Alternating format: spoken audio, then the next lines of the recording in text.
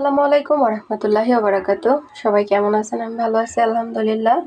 তো আজকেও একটা ভিডিও নিয়ে আসলাম। আজকে রান্না করব হচ্ছে বেগুন দিয়ে ইলিশ মাছের ঝোল। তো মশলার ভিতর আমার যা যা লাগবে, পেঁয়াজ কুচি, পেঁয়াজ বাটা আর হচ্ছে মরিচ, কাঁচা ঝাল আর কি, যা যা লাগবে সব রেডি করে নিয়েছি। চলেন রান্নায় চলে যাই। তো আমি হচ্ছে কড়াই বসায় দিছি, একটু মাছ ভাজার তেলও ছিল, আর একটু তেল দিয়ে দিব। তো তেলটা গরম হয়ে গেছে, পেঁয়াজ দিয়ে দেবো।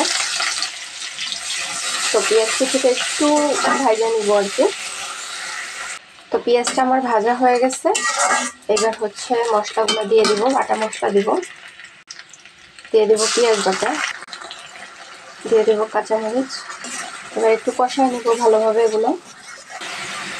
হলুদ গুঁড়া আর দিব হচ্ছে ধনিয়া গুঁড়া। যেহেতু ইলিশ মাছে বেশি মশলা যায় না, অল্প একটু পানি দিয়ে দেবো,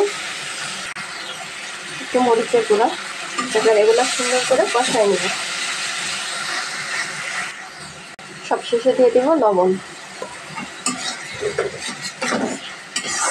লবণ দিয়ে সুন্দর করে আবার কষায় নেব।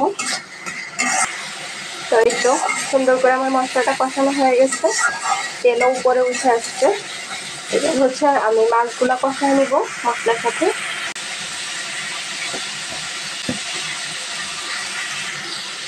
তো এই যে মাছগুলো সব দিয়ে দিচ্ছি একসাথেই। এবার এগুলো আস্তে আস্তে কষায় নেব, যেহেতু নরম মাছ ভেঙে যাওয়ার চান্স হচ্ছে। তো এই যে আমার মাছগুলো কষানো হয়ে গেছে, সুন্দর করে তেল উপরে উঠে আসছে। এবার হচ্ছে মাছগুলো উঠায় নিব আর কি।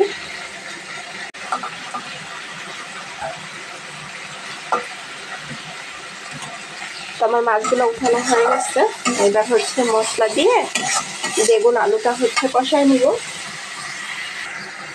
তো এবার একই মশলায় এগুলো সুন্দর করে কষায় নিব।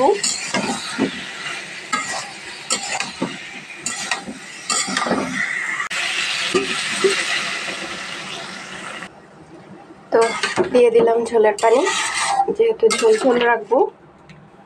তারপরে আলুটাও সিদ্ধ হবে। তরকারিতে হচ্ছে বলক চলে আসছে, এবার আমি মাছগুলো দিয়ে দিব এক এক করে।